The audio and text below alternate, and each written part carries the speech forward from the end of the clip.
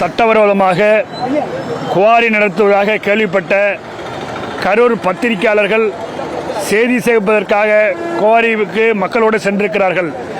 அவர்களை குண்டர்கள் தடுத்து நிறுத்தி நியூஸ் தமிழ் பத்திரிகையாளர் கதிரவன் மீது அந்த குண்டர்கள் கடுமையாக கடத்தி சென்று தாக்குதலை நடத்தியிருக்கிறார்கள்.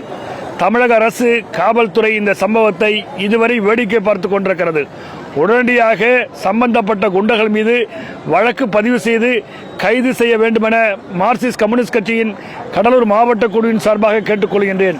பத்திரிகையாளர்கள் மீது இப்படிப்பட்ட தாக்குதல்களை தமிழக அரசாங்கம் தடுத்து நிறுத்த நடவடிக்கை எடுக்க வேண்டும்.